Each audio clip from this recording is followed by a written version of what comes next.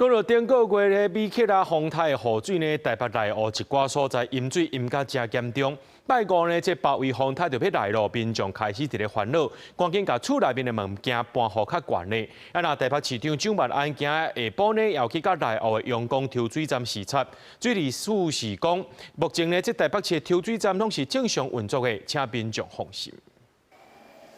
甲一地閣一地的沙包塌規堆，台北內湖區金龍里的居民當得無用防災，因為6月美克拉風台的外圍環流，甲這搭是淹甲真厲害。拜五包圍風台要來啊，居民是心驚驚，趕緊甲地下室的物件盡量放較懸咧。迄當陣水來的時，攏已經超過阮的迄個柵欄，啊，所以講迄水攏會安尼一隻嗆入去，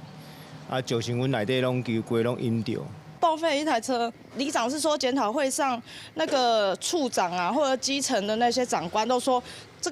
個他們沒有權責可以決定賠不賠償，結果到現在又不了了之，那不就我自己吸收？有金龍里的居民講，附近有排水溝，甲單也袂清，連頂界淹水有幾若台車蹦消去，即馬油罐無領着賠償，而且里辦公室提供的沙包連面都互摕了去，根本就無夠用。里長表示，沙包已經有叫回啊，若清排水溝甲車損的部分有配合市政府的規定在做。市政府因本來就是有一個規定啦，就是6米以下的巷道跟私人的側溝，因袂通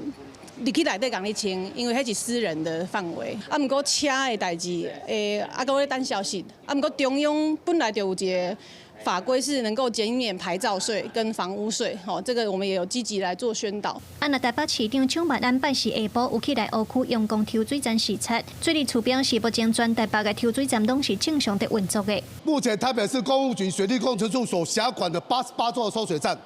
每一台機組、每一台抽水機組，我今天敢掛保證的說，都可以正常的發揮抽排水功能，排水功能絕對有。工程的進步比不上氣候的變化，誠如美國、日本那些也曾經發過基淹水事件，